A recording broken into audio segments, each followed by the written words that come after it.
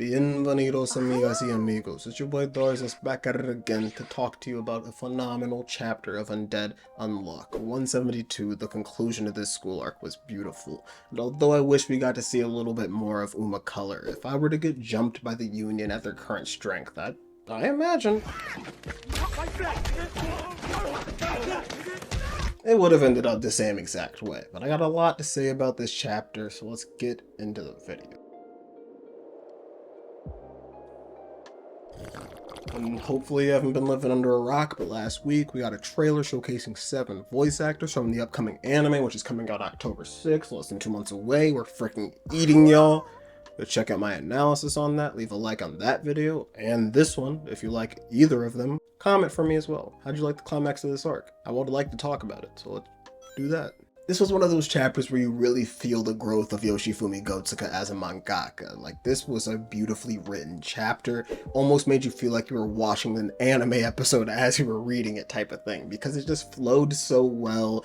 All the themes were so perfectly expressed, especially for Chikara, this individual who needed to move, who needed to make a decision on who he wanted to be as an individual. We've talked about this a lot, and graduation was a perfect way to personify that situation, you know what I mean? I think the way Yoshifumi expresses this, juxtaposing the two different situations, the graduation ongoing with the regular students, with the Union fighting off against this wild Uma Color, is a really dope way to just show us these two different realities which Chikara has to choose between. And as Chikara is searching for that new world, that fresh start, he finally sees a glimpse of the Union. Everybody is fighting off against Uma Color, with Fuko leading the squadron. Shin's protecting himself with the Nyoi Kinko. Gina and Mui seem to have those unchanged balls that we've seen Andy get his head trapped in beforehand, you know, that they capture Uma's within. And interestingly enough, Nico is supporting Fang with the psychopods, and y'all, I hate to say it, because I'm seeing all these Sukuna's a fraud allegations, all these Gojo's a fraud allegations nowadays. I'm gonna bring out the Fangus a fraud allegations. He's my favorite character, but who needs to be protected? Thought you were a manly man, Fang. Odd, right? But as the principal's speech continues, Yoshifumi does some fire stuff. He says there will be walls in front of you no matter which path you take, and as he says that, Uma Color sinks up into this wall and begins hiding itself, and Uma Color's abilities are so freaking dope. However, I think I've solved the case on why she's kind of weak at the end of things. So there are concept type Dumas and there are phenomenon type Dumas, and concept types are always stronger than phenomenon. Concept types are abstract ideas. Color is the embodiment of pigment, which is, I imagine, a phenomenon, something which is true, you know, something which is observable because light reflects off things and whatnot, you know. Guess that's why our girl is kinda weak, but even in her weakness, she's got some really dope abilities which are being highlighted here as she sinks into the wall. Color launches a large surprise attack from all directions. All of the paint splotches which are on the walls are able to shoot out projectiles towards the negators. However, with Yoshifumi's fire dialogue highlighting the scene, it says you need your friends along the way as Shin comes in with the Nyoi Kinko to shield Fuko. And I love just the choreography going on with this chapter. I don't know if this was the cut that made it, but I said in one of the cuts, this really feels like an anime whenever you're freaking reading this. And although Fang comes in with a jackhammer kick, Color's able to slip away still. So right now the Union's struggling a little bit, not necessarily fighting Color, however, just, you know, capturing this Uma, making sure it's not able to harm anybody within the school, because that's the biggest issue right now. They need to handle this without any external danger happening.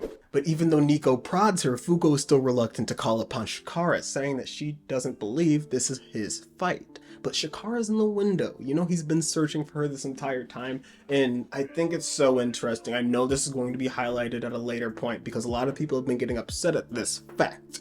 Fuko has been kind of quote-unquote acting dumb in the fact that she's been trying to like completely avoid tragedies, completely like think she's doing everything the one right way it could be done. However, everybody needs everybody's input, and whenever it comes to relationships, and I think that may be one of the bigger parts of Undead Unluck as it comes down the line, like communication. Communication is so important, and Fuko has never asked Chikara what does he want to truly do. All she knows is that he likes to do photography, but not that decision that he has to make after graduation due to the fact that he's now a negator. So it's really cool that kind of hits Fuko in the back of the head. She kind of makes a wrong decision in not calling upon Chikara, but the GOAT, the strongest person in the Union, arguably should be the #1 seat, Sean Datz, comes in to save the day. I gotta highlight my boy Rio real quick, and my bad for calling him Cho in past videos. I have no idea where that came from, probably from a different manga, but I don't know, who cares? Nonetheless, Rio's a real homie, a real right-hand man, the type of folks that you want to run along with in your crew, because this guy finds Chikara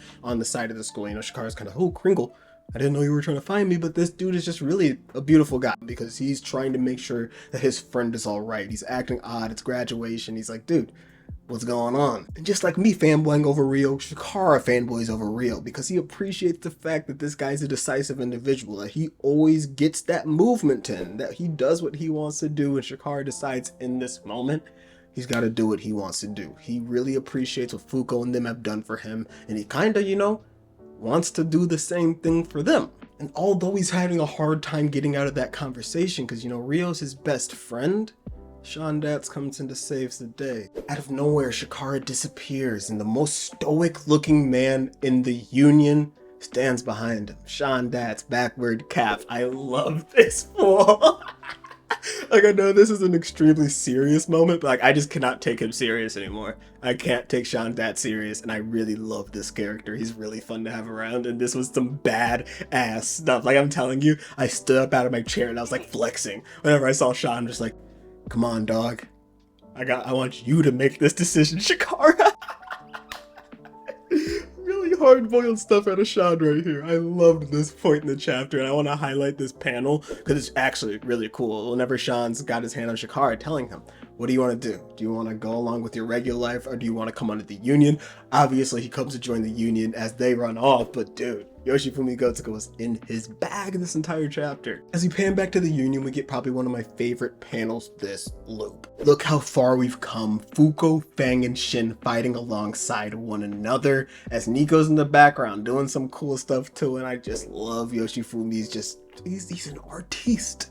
Artiste. You don't have to put in all that extra stuff, but he puts in the work. Come on, we're not worthy of this guy. This is what really led me to start theorizing on the weakness of Uma Color, because apparently Color needed to gain more color. Her entire palette was just like running out of ammunition, and I was like, nah, that's weak. Either you need to phase up, like enter your phase 2, or I don't know. She's just kind of a weak girl. I really loved her design. I really loved her abilities, but like I just wanted to see her flex.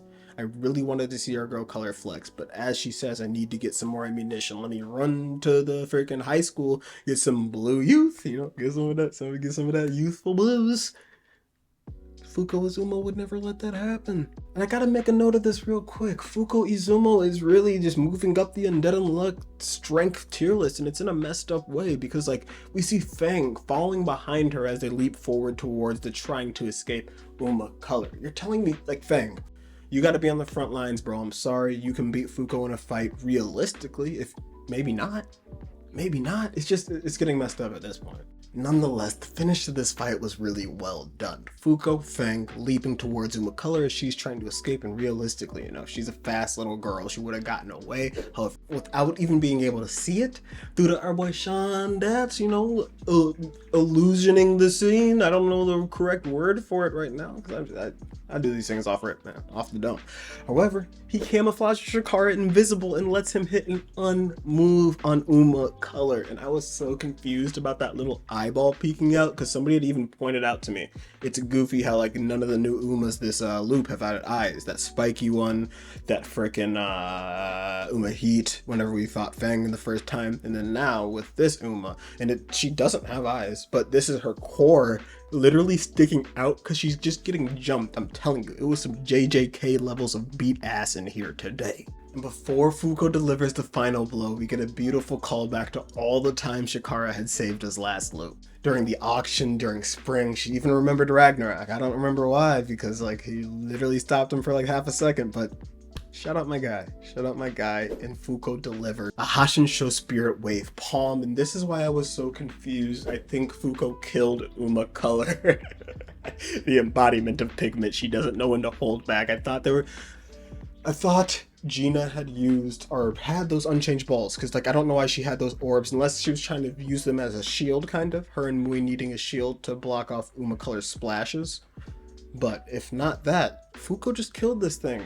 The manga is black and white. Will we never get a color page again? the anime is gonna hit a point where everything just goes black and white. Because like that's kind of like a retcon. I don't know if Uma Color is actually dead. That's kind of an issue just due to the fact that I don't know, bro. I don't know. Nah, I'm not gonna be the canon guy. I can't do it. But after Fuko demolishes Uma Color, we get a hilarious situation. Somebody had highlighted this in the Discord. Hey, join the Discord if you're not in the Discord. We'd love to chat the stuff about all series. So specifically our series, but all series. And somebody had highlighted the fact that slice of life in this loop has just been beautiful, been so funny, and Yoshifumi really crafted some beautiful moments during this freaking chapter. Fuko throwing a hissy fit tantrum something. She didn't even know what sort of emotion she was going through, snapping, crying, smiling, feeling everything whenever she sees the fact that Chikara not only had skipped graduation, but came to help her after skipping graduation. She doesn't know how to feel.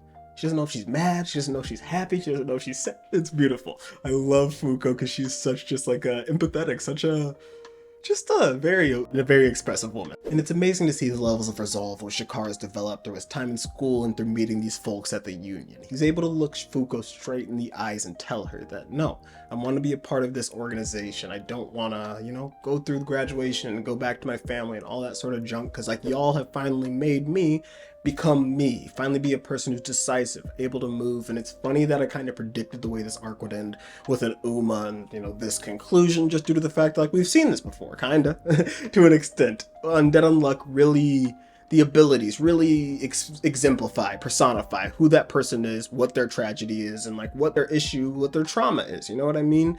And Unmove really, very much so, kind of shows off that indecision in an individual. The inability to move just means that I couldn't take that step. But I love the end of this chapter because Rio pulls up mad thinking that, oh, these are the folks that have been making you get all these wild ideas in your head, but it doesn't matter. Chikara is a self-actor type of guy who believes in himself and is making decisions on his own. And he finally gets to do what he had been told to prepare for last chapter, taking that last final graduation picture, and we get a beautiful slice of life moment, a beautiful slice of life just picture at the end. But I also like the first one, the one with the unmove on it, just due to the fact that Rio's like, I can't move. Does she feel me? The goat, Saka. I really like this arc, and I don't know where we're off to next. I genuinely don't. I imagine we're gonna have to get Tati sometime soon, right? We gotta get Tati, right? Maybe even Top. Or Sadako Kurusu. I think it would be fun to actually meet a new negator.